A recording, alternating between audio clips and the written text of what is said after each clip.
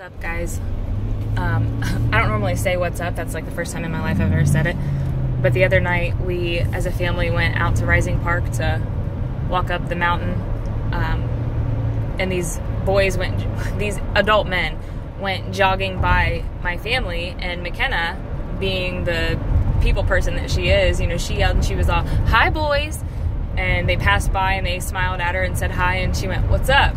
And I just thought it was hilarious because none of us ever say, "What's up?" My husband tries that whole, like, smells like up dog in here to my kids, like, full time, and they never fall for it, and he gets really depressed about it. Somebody, if he ever says it smells like up dog, please just humor him because I need him to stop.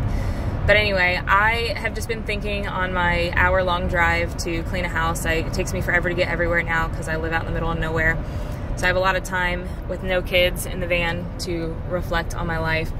And I have been thinking a lot about, my best friend, Merlin, called me last night, and we were just talking about some pretty real things, and she was saying that she had showed, like, my marriage thing that I talked about to one of her friends, and, like, they couldn't even believe that she would be friends with a loser like me, so I thought that was comical.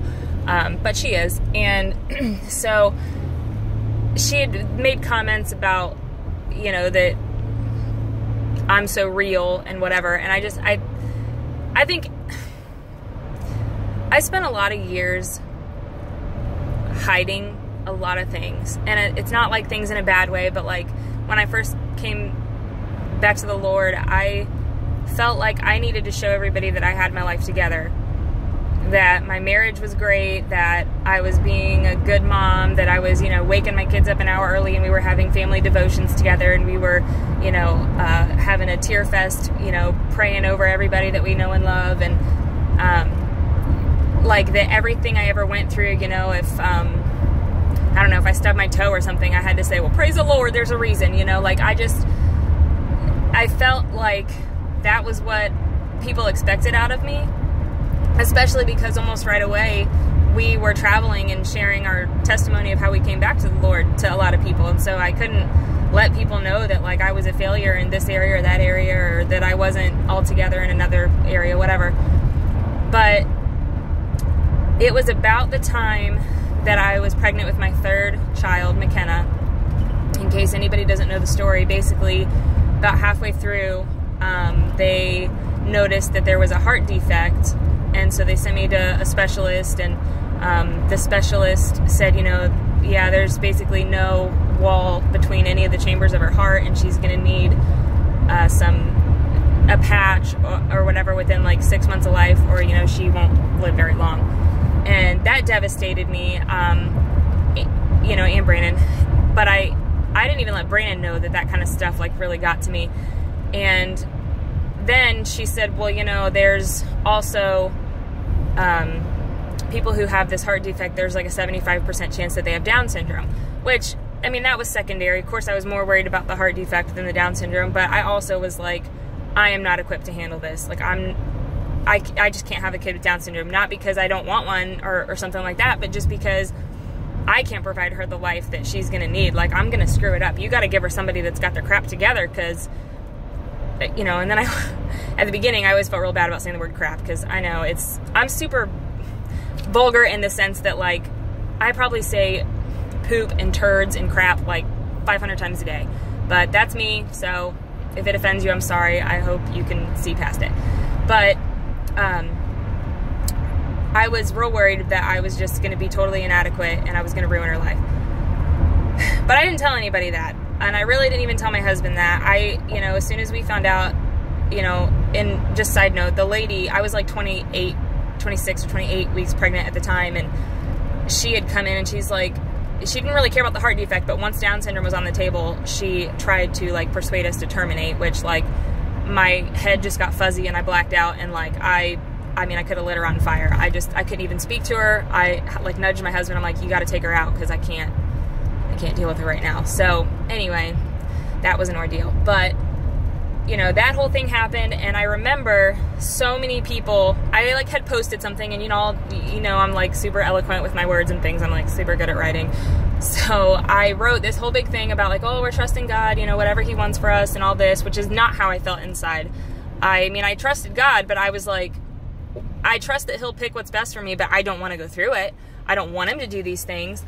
And so I posted all this, and so everybody would come up to me at church and be like, I'm praying for you, and you know, you just be strong. And I kept saying things like, no, I'm good, it's fine, it's whatever God wants. And I put on such a fake, like I had it all together, and I didn't care whatever God was going to throw at me. You know, if she passed away during this surgery or something, like, it's whatever God wants. And it was exhausting. And I thought that people would judge me if I said, I'm scared to death, I don't want to go through this. And if I just like started crying, I just felt like people would say, well, like, what kind of Christian are you? You don't trust God? Like, it really was something that nobody ever, like, you know, don't get me wrong, it's not like people told me that's how Christians have to be. I just assumed that. It wasn't like someone taught me incorrectly or anything. But I do remember my mother-in-law, Reese, she came up to me in the parking lot at church after I had just told like 15 people walking past me, like, oh yeah, it's good, God's got it under control, whatever. And she said, are you okay? And I was like, yeah, why wouldn't I be? Like, God's got this, it's fine. And she was like, no, really, are you okay? And I mean, I was ugly crying within 2 seconds. I was hyperventilating, snot pouring out. Like, I know you guys love all my details. I'm going to hear about it, I'm sure. But I would just, you know, and I'm like 2 feet taller than her, so I'm like throwing all my pregnant body weight on her, and I'm just like, it was bad. And so I let it all out to her, and then of course I even felt bad. I'm pretty sure I went back and like apologized to her and was like, no, I just had a moment, like, it's fine, I'm fine, I'm okay. But I didn't want to tell anybody that I didn't have it under control. I didn't even share it with my husband. Like, I would rarely cry in front of him about that kind of stuff because I felt like he would judge me, which is not the truth, but I felt like he would judge me for feeling like God didn't have it in control or whatever, you know. And so I felt like a horrible Christian. But I was showing everybody, and you know, that could see me, like, I must be the best Christian ever, because I mean, I wasn't even scared at all. And then the day came for her surgery, and you know, sometimes, like, the most painful feeling is trying to, oh gosh, I'm gonna cry already, is trying to hold back tears when you know they want to come out, you know? And, okay, I can't be crying right now because I'm driving. Okay, the day that we went for her surgery, I was fine. Pastor came in and prayed, and some other people stopped by and prayed for her, and all this kind of stuff. And they put her in her little bed, and they took us back to this hallway away from everybody else. It was just me and my husband, and they said, you know, basically, in their words, it was, you need to say goodbye. Just in case. And so I was in so much physical pain from trying to hold back tears, because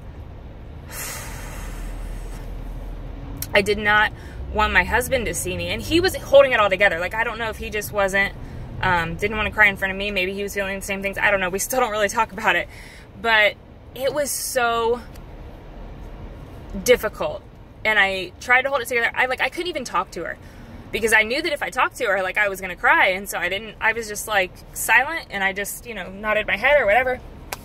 And anyway, so I got past that, and I thought, okay, I'm in the clear, like, it's fine, I'm still holding it together. And we sat in the waiting room, and they called us, like, every hour to give us an update on her, and everything went fine, and I was so proud of myself. I was like, I'm such a good testimony to all these people. Like, I'm in here talking about the Lord, and how he's going to take care of everything, and I'm posting on Facebook, and, like, I'm being such a good Christian. And I think it's kind of funny, because after I did all that, I'm not saying this is the reason he did it, but, you know, I think God did need to teach me, like, what are you doing? Why are you... It's okay to be a normal human being and tell people that you're afraid, or to tell people that you have doubts, or that you're, you know, like, what's wrong with you? Why are you pretending like you're, you know, on top of this mountain when you're not? And so I got through all this stuff. She handled it really well. She went through her surgery. Everything was great. And then, like, 5 days later, they came in and needed to do, like, one more, I don't know, some kind of test to look and see if like an ultrasound of her heart or something, to see if everything was okay. And so they did that, and they came back in. They were like, while we're gone, go pack your bags, be ready to go. We were ready to go. We had spent that whole week just reading our Bible because we had to just sit there, while she slept. And so we were like, oh, we got this. We're so spiritual. We're on a high place. It's perfect. And the surgeon came in, and he had already told us a while ago, because we told him we prayed for the surgery, and he's like, well, God's not the one doing the surgery, I am. And like, he was very much not a Christian, and very much was like kind of ridiculous about it. But anyway, he came in and he's like, I am so sorry, but I have failed.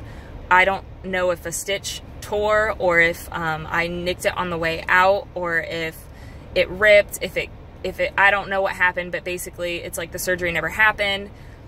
She's gonna have to do this all again tomorrow morning at like 6 o'clock.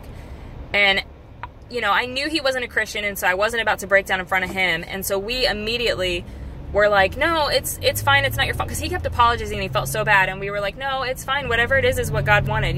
If she needed to go through this again, then he knows why, and it's not a big deal. And he's like, no, but it's not about him, it's me, I messed up. And like, he wouldn't even let us, like, it was just really odd. But anyway, so we really wanted to be a testimony to him, and so we were like, no, it's fine, we're not mad at you, it's whatever God wants. And he left, and I literally did not speak a word to my husband.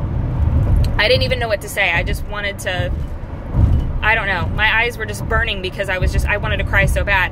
And so I told him I was going to go to the bathroom, and I went to the bathroom that wasn't in our room, because I knew that I get, like, I didn't want people to hear me. So I went to the bathroom across the hallway, and I'm not joking, I probably sat there for like 2 or 3 hours. Like, anybody who thought I was actually going to the bathroom probably thought that I like had a bowel movement that killed me or something.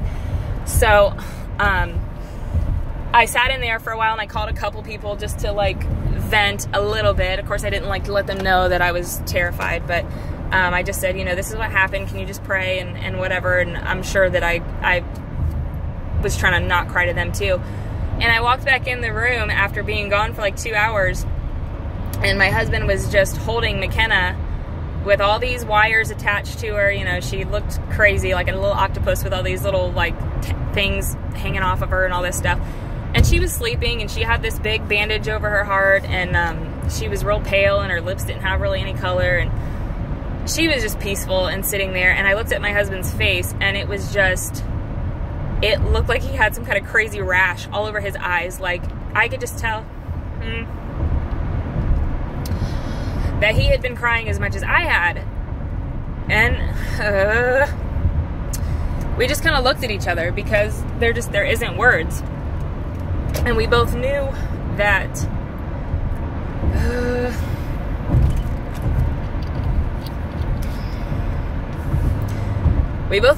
God had it under control, and we both, I think without saying anything, we were able to just look at each other and know what each other was thinking.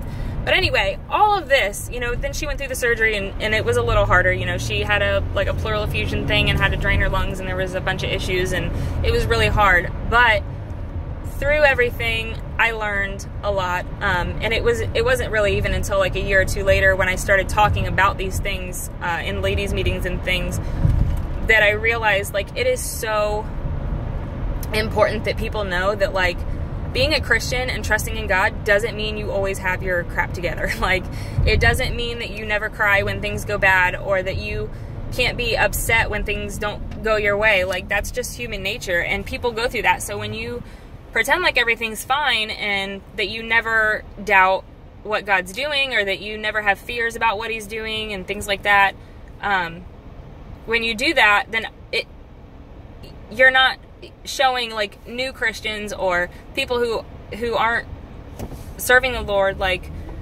what real life is. Does that make sense? Like, once I was really open about it, like, I had so many people come and talk to me and be like, I know exactly what you mean, like, I felt the same way, and like, I really needed to know that, like, I can still be an okay Christian even though I have these feelings and whatnot. And so after that started happening, I just wanted to be really open about everything. I wanted to be open about my marriage, and about like my teen years, and about my daughter, and all the things that I go through, because I want people to know that, like, you don't have to go through these things by yourself. You can reach out for help from other people, and if there are people that judge you and think that you're not a good Christian because you know, can't go through something that is like world shaking and earth shattering and all this kind of stuff, then, I mean, you don't need them. Who needs those kind of people in their lives, you know? So I just want to encourage people that, you know, life isn't perfect. Things are going to happen that you don't understand, that you're afraid of, that you know, that rocks your world and you don't have any clue what to do or how to respond, you know, but those things are in your life so that you can share them. You shouldn't, like, I don't want to suppress all these things. Why is God letting me go through all these things if I'm not supposed to do something with them? You know what I mean? Like, I just try to find people that I can help with these things. And I'm not saying that's everybody on my Facebook friends list. Like, I'm sure, like, only 3 people even watch these videos, whatever. But there's going to be one lady someday who has a diagnosis that her kid might have Down syndrome when she goes for the test. Or there might be somebody that's facing, you know, a kid's hospitalization or has some issues in their marriage or, you know, whatever the case may be. And I just don't want those people to feel alone and feel like, man, I'm a Christian. Why is this kind of stuff happening to me? And why can't I just have, like, a normal life like everybody else? You know, but everybody else just isn't telling you all the things that are behind the scenes. So anyways, I didn't mean to get, like, crazy emotional and then just plain crazy within this whole thing, but I just wanted to share that. I don't know. I think that all of you, you know, I told my best friend last night, she said, you know, that she didn't feel like she had a story, and she totally does. You do, and you all have stories, and they're not all going to relate to everybody, but there's somebody out there, there's some lady that needs to be helped by your testimony, by something that you've gone through that only you can share. Like, I can't share a story about such and such and such, whatever, because I've never gone through it, but somebody needs to hear that. Somebody needs encouraged by your story. And even if you're not the greatest storyteller, or if you're not, you know, totally put together, I just think that everybody's story is worth hearing. So if any of you decide you want to share a story about things that you've gone through, you know, I would love to be tagged in it. I would love to hear from other people, just because it encourages me to see realness within the world and to see, you know, that other people struggle with things. It's encouraging to know that we're not all alone in this and that things are going to turn out okay, you know? Anyways.